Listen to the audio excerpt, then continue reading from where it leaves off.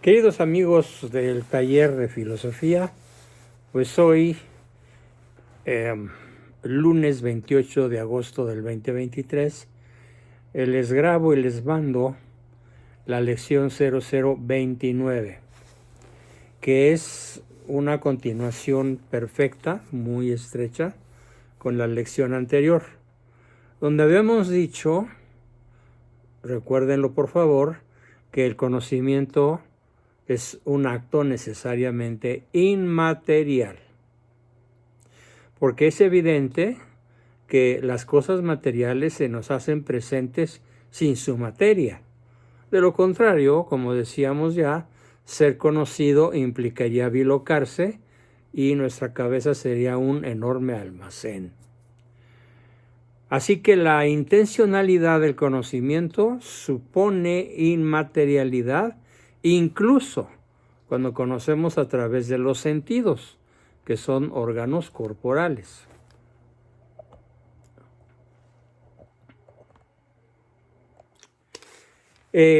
Continuando la lección con esta reflexión que ya habíamos hecho, pero que estamos introduciéndola para entender mejor lo que sigue, ahora nos toca hablar de la unidad de la experiencia. ¿En qué consiste la unidad de la experiencia? Bueno, pues comenzamos con una crítica al racionalismo. En cierta forma, lo digo pues con cierta tristeza, somos hijos de la postmodernidad. Y eso es un verdadero azote. Así que en parte por el vicio racionalista de la posmodernidad y en parte por la propia experiencia de nuestro conocimiento intelectual, tendemos a concebir el conocimiento como un proceso rigurosamente deductivo, basado en ideas claras y distintas. O en términos más gráficos, nos parece que pensar consistiera en hacer gimnasia conceptual con ideas abstractas. Pero lo cierto es que, dada nuestra naturaleza, lo primero que conocemos son realidades complejas, a partir de las cuales, mediante un proceso largo y difícil, formamos paulatinamente conceptos cada vez menos confusos, más sólidos, más cercanos a la realidad.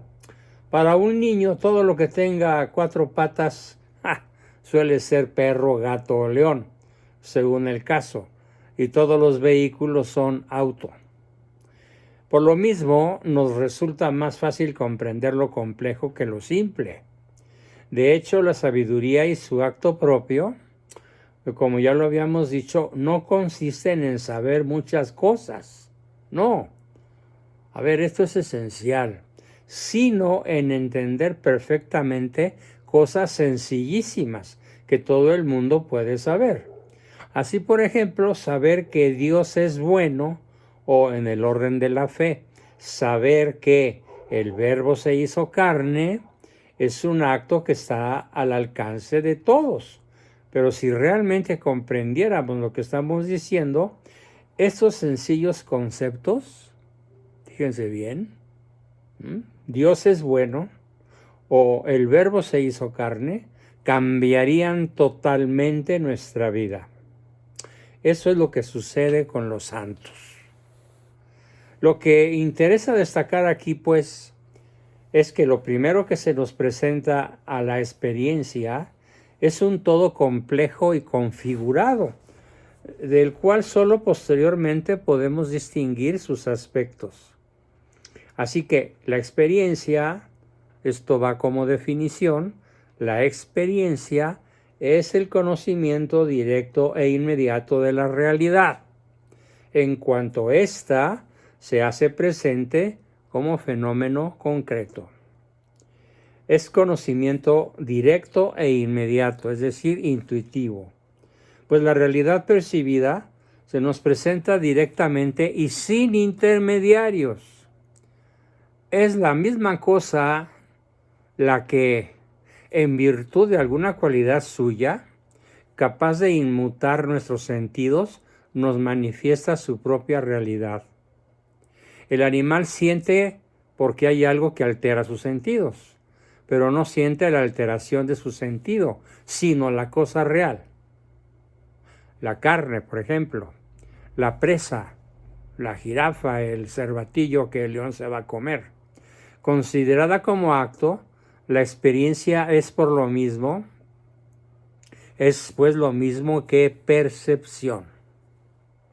Siendo inmediato, este conocimiento constituye el primer contacto del animal con la realidad, actuando sobre él. Por eso su objeto es siempre una cosa real en su concreción singular. El modo de hacerse presente de la realidad es como fenómeno concreto. El fenómeno del verbo griego phainomai, que significa aparecer, es P-H-A-I-N-O-M-A-I, phainomai, aparecer, es precisamente lo que aparece. Y lo que nos aparece de modo primario e inmediato no es la cualidad sensible que modifica el sentido, el color, la forma, el movimiento, no, sino una cosa, un objeto completo, estructurado de acuerdo a ciertos esquemas perceptivos, ya sean naturales o adquiridos, aplicados a las cualidades recibidas por los sentidos externos. Vista, oído, gusto, tacto, olfato. Se trata, pues, en primer lugar, de un objeto completo y complejo, es decir, de cosas reales en su concreta realidad singular. Cuando yo veo este celular en el que estoy grabando, no capto el negro en cuanto negro, sino que capto el celular completo en su concreta realidad singular. Solo después de mucho tiempo, y no sin mediar un acto intelectual, seremos capaces de distinguir sus diversos aspectos a partir de los actos de nuestros diversos sentidos externos. Un perro jamás llegará a distinguir su vista de su oído, y en su percepción carece de sentido la diferencia entre su amo y el olor de su amo. ¿Por qué? Porque solo percibe algo sobre lo cual no puede pensar. ¿Por qué? Porque es un animal irracional. En cambio nosotros, al ser seres racionales, podemos distinguir perfectamente entre nuestra pareja y su olor. De tal forma que no vamos a decir que el olor de la loción preferida o perfume preferida de mi esposa es mi esposa, sino que es algo totalmente distinto y que puede usar o no, y ella sigue siendo quien es, mi esposa, concretamente ella. El objeto es pues percibido de acuerdo a esquemas perceptivos en los cuales participan también percepciones del pasado, elementos volitivos de la voluntad, eso quiere decir volitivo, e incluso conceptos y juicios de la razón. Estos esquemas corresponden a lo que podemos llamar experiencia habitual. Así, por ejemplo, todos nosotros percibimos como peligroso aquello que en algún momento nos causó daño, y un arqueólogo lee con toda claridad las inscripciones de unas piedras en las que yo no veo más que algunas grietas superficiales. Sin ir más lejos, a menos que hayamos logrado adormecer a nuestro lector, le resultará extremadamente difícil no ver en esta misma página palabras escritas, sino simplemente aquello que modifica a su ojo. Manchas negras sobre su fondo blanco. En síntesis, percibimos inmediatamente una realidad compleja, configurada y cargada de contenido inteligible. Solo de modo posterior y con mucho esfuerzo seremos capaces de desarrollar una analítica del conocimiento que nos permita distinguir el conocimiento sensible respecto del conocimiento intelectual, y dentro del primero, los sentidos internos de los externos. De hecho, no faltan pensadores que niegan que haya una diferencia específica, y no solo de grado, entre el intelecto y los sentidos. Pero nosotros no pertenecemos a esa clase de pensadores. La cuestión fundamental, pues, es recuperar y conservar la conciencia de que el hombre, si bien tiene muchas facultades diversas, él es uno solo. Y por lo mismo su primer contacto con la realidad, pongan mucha atención, consiste en un acto unitario en el que participan simultáneamente todas sus facultades. En el orden humano, lo primero es siempre lo complejo. Para comprender esa complejidad, será necesario disectar cada una de estas facultades, identificando sus actos y objetos propios como si fuera posible que se dieran de modo puro e incontaminado. Pero, tenemos que distinguir estos diversos aspectos para volver a unirlos en nuestra mente tal y como están unidos en la realidad. Un último ejemplo puede servir para cerrar la cuestión.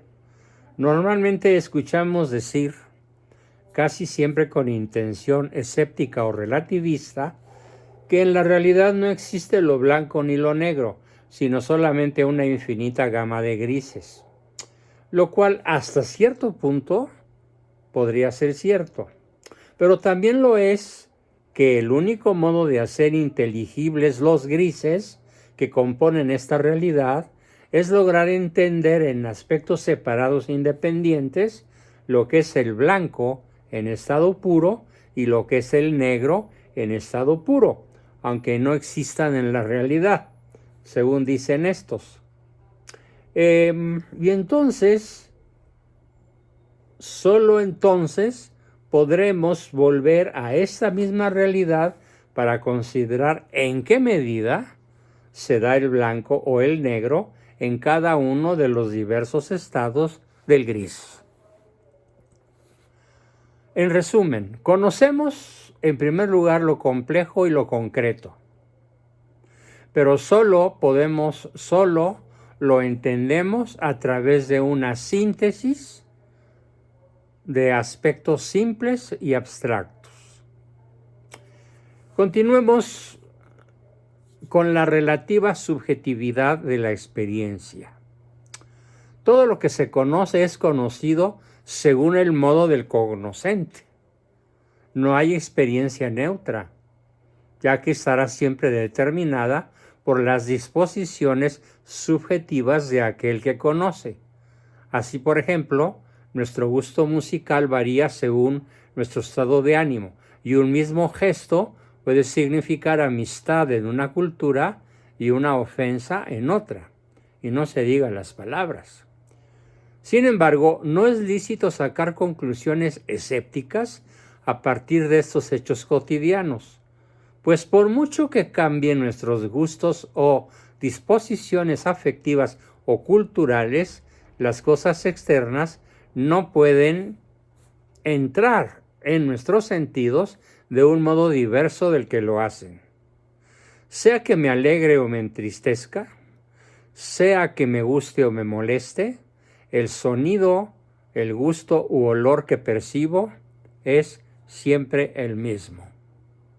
Es decir, fíjese, yo conozco a través de mis sentidos y de modo subjetivo, según mis experiencias, pero el objeto conocido permanece idéntico a sí mismo, sin importar cómo lo percibo yo. Bien, hasta aquí nuestra lección 0029, para no hacerla demasiado larga y no cargarlos demasiado de trabajo. Así que nos despedimos justamente en el minuto 15. de esta importantísima y bella lección. Hasta la próxima.